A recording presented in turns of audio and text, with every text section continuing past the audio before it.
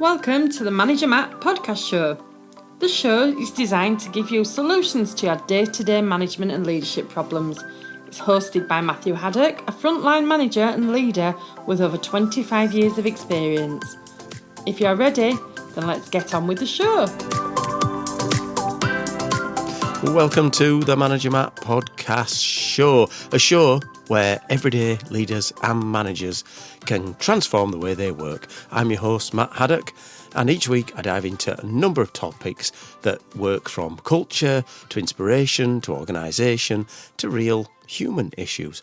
Whether you're a manager, an inspirational leader, HR professional, or someone who's just passionate about a better workplace, this podcast brings you actionable insights, honest conversations, and a fresh perspective, hopefully, on building cultures that can thrive.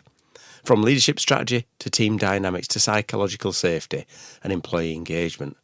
That's what this show is all about. But it's always all about delivering the results you need with your people whenever you can.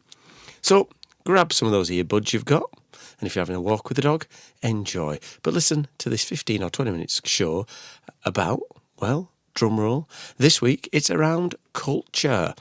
Now, we all hear that, don't we, at work, about culture. If it's got a bad culture, it's got a toxic culture.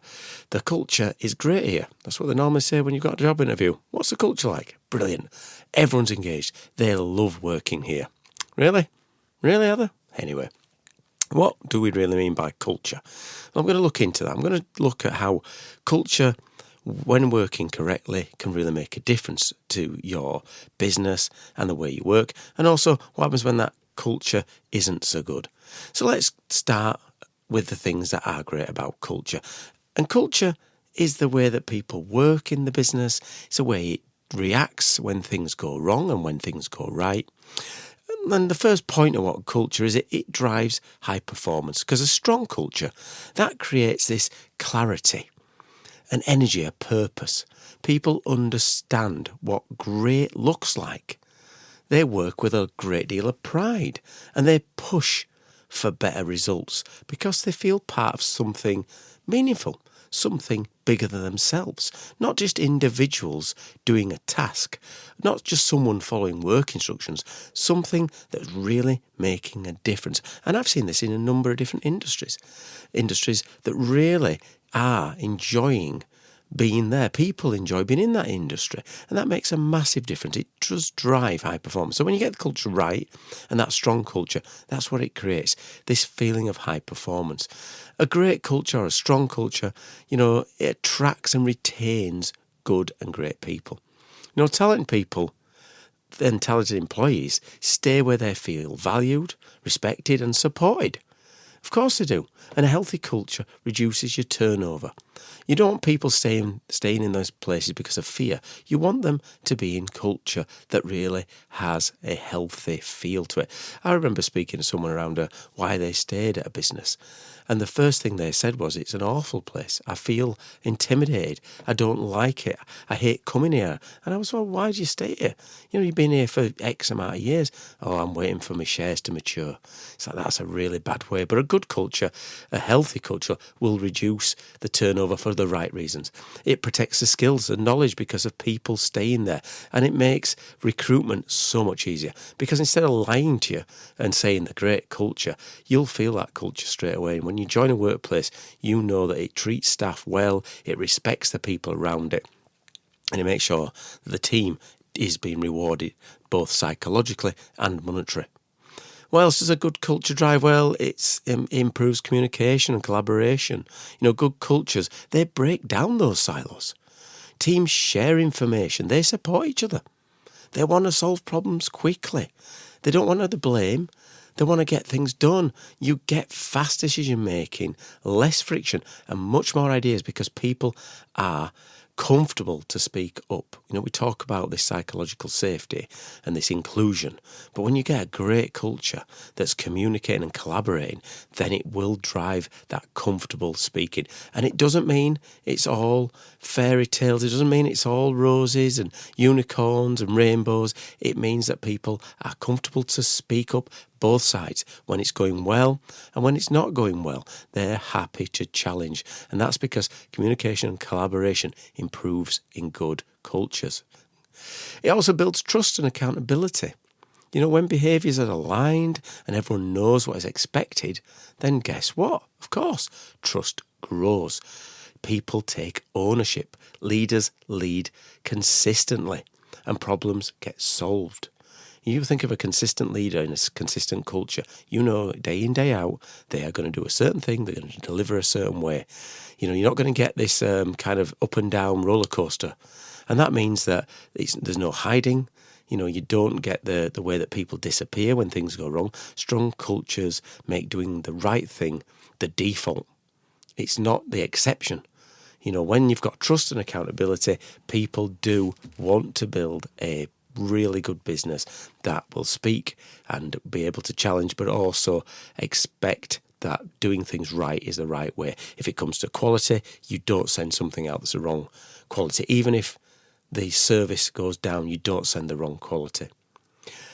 Next, what else does good culture mean? Well, it boosts resilience and adaptation. So in a business, you know that you're going to have to be able to adapt, you're going to have to be able to move quickly, you're going to have to be able to pull in the right direction, and you make sure that you can get the results that we always want. So in a business with a strong culture, people will pull together when things get tough. They're not going to just fade away, disappear, clock out, go home. They don't mind the change and the challenge and the pressure because it won't break their team. They're united. The culture becomes the parts that hold it together, almost the glue that keeps performance stability, even in difficult times, because the resilience is there. People feel and know that people have got their back. If you think of the great militaries of the past, you think of these great Romans or Greeks, the Spartans, they would know that the person next to you had your back. The performance was there, the team was the glue, and that meant they were resilient as a group moving forward. Not mindless, not just walking into whatever difficult situation, but a team that could really make a difference, really adapt when things go wrong. When the challenge comes along and the pressure's there, they're going to be there. That when that proverbial hits the fan, when you've got a strong culture, the team will pull together and make a difference. But on the reverse, let's look at the other side. What happens when that culture is poor? When it turns toxic? It's a bit of a funny way of putting it. Toxic, it's a bit emotional, isn't it? But that's what people say. It's got a toxic environment. Well, what you're going to do? Firstly, you're going to have a high turnover. You're going to lose talent. Good people are going to leave. You are not going to keep those people. You lose the very staff that are the hardest to replace. Recruitment becomes more expensive, more difficult. And guess what? Unfortunately, the people who remain, they're not going to be the best, are they? They're going to be just there, maybe for the ride. They're going to just be going along, maybe just for the paycheck. So, when you've got a poor culture, you're going to have this high turnover. And it's actually a good KPI measure. If you look at your turnover and on your exit interviews, which you should be doing, you will see if you get an honest one, which can be difficult in a poisonous culture, but you find that things come out. I've had conversations with people, very surprising when they leave. When I've come first things into businesses and then all of a sudden people leave and I've said, why? I'll say culture. I'll go, okay, culture's one thing. What do you really mean? Well, it's just certain people. Well, who? I don't want to say.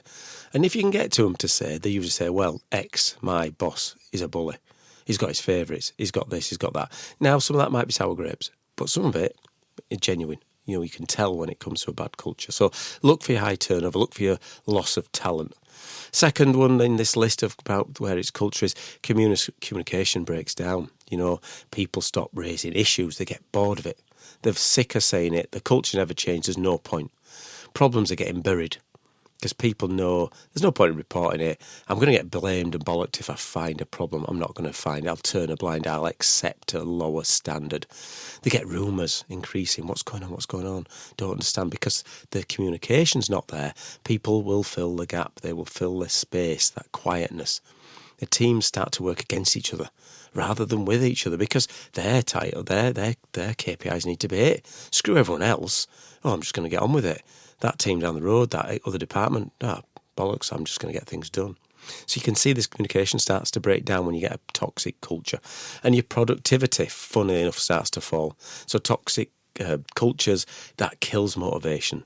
Skilled people will do the minimum if they haven't already gone. Your innovation starts to disappear. Mistakes increase. Quality suffers, output suffers, everything suffers because the people there are not motivated. They don't want to be there. They're looking at the clock ready to go. And that's one of the big things you see. Another thing you'll see when you've got the toxic culture is blame replaces accountability. Gosh, I sat in a boardroom some years back and they'd had a bad year, a bad month, I can't remember what it was. I was there to support at the time. And the amount of toxic environment you could see because they were blaming everyone else. They were trying to survive themselves. It was a supplier problem. It was a manufacturing defect. They couldn't take accountability themselves. They blamed it. It was the commercial team that didn't do it right. That's what you start to see. Instead of fixing the issues, the team blames others. The trust erodes. Leaders spend more time firefighting and trying to kind of maybe blame the other lot and go, at least I didn't drop the ball, instead of thinking about how you can improve it. So that blame starts to replace accountability. Accountability disappears, the productivity suffered, and all of a sudden your business is in real trouble. Something else you'll see is this the idea of reputation and results decline. So in a damaged culture, the impact on the customer service, the quality, the safety, the compliance, it's easy to see. All those are the drivers you'll start to see. You'll start to see more audits because people want to come and see what's going on. Complaints go up. You get more operational issues. Things break down. This is because the reputations has failed, the results are declining, so the customers are not happy. You start to lose business, they leave. Business becomes known as the bad place to work. There's been a big drive, especially in the UK, to have ethical audits. The right thing to do. But a lot of them is focusing on the time people spend in work, the amount of time they don't have off work, and they do interviews, and they're very surprised, some people, especially senior people, when it comes back to, I get bullied at workplace, people don't respect me, and there's a surprise on people's faces. A lot of the time it's because they're too distant from the workplaces, they're not there enough to see it, or they've allowed those things to come in because it's making up to try to drive results. So you're finding you're in this spiral of poor, toxic culture, means people start to do things wrong, they start to blame people, they'll then drive results in the wrong way, but that means customers are still leaving because the quality is never right. It affects the sales, the partnerships break down, the growth break down, and if you carry on, your business is on the way to the end. So we've talked about this negativity and positivity, and we've covered a bit of this, but let's just go in a little bit more details of how leaders can shape culture, both positively and negatively. Positive leadership behaviours that build some strong cultures are leaders set the tone through their actions. And I've said this a number of times on this show. If you're a first-time listener, it's the first time you heard it. If not, you will know what I'm going to say. People copy leaders and what they do. You are the shadow you cast. So if the leader communicates well and follows the standards and treats people with respect, then the team will mirror that behaviour. The culture will strengthen because the expectations are clear and they are lived every day. It's not just what you say, it's what you do. You've heard that before. So leaders that set the tone through their actions will drive good behaviours and strong culture. Also, leaders that create a safe place, something that people are safe, not just physically safe, because you should have that anyway, but that psychological safety. When leaders listen, encourage questions, allow people to speak up without fear, because they're not the experts, they're not the bullies. The culture becomes open and honest. The leader is fast there to fix a problem. They're better at creativity. The team will have fewer hidden issues when the leader creates this safe place. Another one that good leaders can do is they can reinforce the values and standards. Positive leadership and being consistent means applying those rules, supporting the process, giving recognition when behaviour matches company values. This makes the culture feel real. It's not just a poster on the wall. How many times have you gone into somewhere and there's values on the wall? And some of those values, wow, it amazes me. truthful, honest. I mean, why would you not be truthful and honest? You've got to question why people put those in the values, but it shouldn't be on the wall. If you are really reinforcing values and standards, then it's through the behaviour of the people, and behaviours are the culture. And a leader needs to build trust and fairness. Good leaders follow through on the communications clearly, and they are fair in their decisions. Trust becomes part of the culture, and the team feels secure, motivated, and willing to go that extra mile. As I said earlier, a good motivated team that feels that trust and fairness will go further than one that doesn't. They will be the ones who have to stay over when it gets bad. They'll be the ones that will be ringing in, making sure the communication's done right. And that's what you need to do when you are building trust. Another thing leaders can do is develop and support their people. Invest in people. Show that you care about their growth, so that the business cares about the person's growth. And that's not just financially, it's not just bonuses. It's about making sure you've got a good development plan, that you formulate a culture that helps people develop. You use one-to-ones and feedback. From there, you can make sure that you are getting the norm of progression. People know that they can move on in that company, go to the next level, advance their own career, and advance their enjoyment in work. So that's how leaders shape culture in a positive way. What leaders do on the other side? We've got to look at the reverse, what negativeness and behaviours you might be doing. You could be doing this by mistake, but you might have just started to slip into bad habits. This is not blame. This is about what you can see. And this can damage culture. And this is when you, as a leader, ignore or break the rules. When leaders say one thing and do another, culture collapses. People lose respect. Standards slip. And the team adapts some poor behaviours. You are the person who sets the bar as a leader. You must be the person that applies the rules and does the rules. If it says you don't do something in some place, you don't do it. Even if it's easier not to do a certain thing, even as simple as parking your car the right way around, walking on the walkways. If you don't do it, people see you do it. They will start to do you, follow you. So make sure you do not do one thing and saying one thing and do another thing. Do what you say. Leaders that also work in the wrong way when it comes to culture is leaders that create this fear, uncertainties. And that's normally through poor communication. It can be aggressive behaviour. You don't want to think that is, but there is some people who, that they can't really understand why they're not getting results, but they're quite aggressive, or they're unpredictable in the decisions. This leads to a culture of anxiety in the environment. People stop taking initiative because they're not sure what the leader's going to do. I'm going to stay out of trouble. You'll hear that. Oh, I don't want to be getting in his crosshairs or her crosshairs. I'm just going to stay under radar. Stay out of trouble. That, disappear on a different shift, move on to a different pattern, not go in the office at certain times. Told the story before, I used to go into a business, and if I saw a certain leader's name on the sheet, I knew they were in work, my heart would sink. I knew it would be an awful day. I knew that person had an aggressive behaviour. He was a poor communicator and very unpredictable.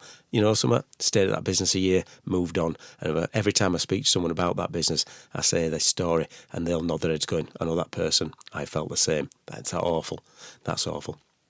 Leaders also need to, if they allow behaviour to continue. So this is bad behaviour. When toxic behaviour isn't challenged, bullying, lazy and blame, politics, whatever it is, then it becomes part of the culture. Because if you're walking away from it, you're accepting it. So when leaders walk past, they accept. Remember that. You never walk past something that's wrong.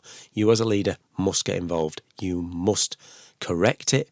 You must challenge it, and you must make sure that person, if it is a person who has done something, is corrected and sent in the right direction. Doesn't mean shouting, doesn't mean bullying, it means making sure you've set the bar and you're not allowing it. Leaders who don't listen also have the damaging effect on the culture.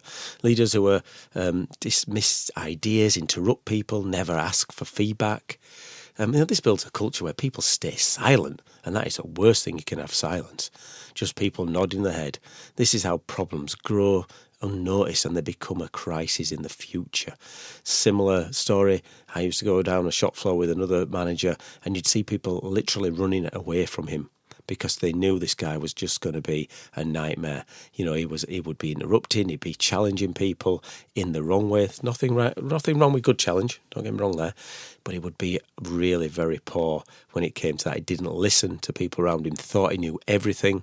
He'd tell us how much he knew, and when it actually came down to it, he knew very little. And funnily enough, that guy didn't last either, but again, another story.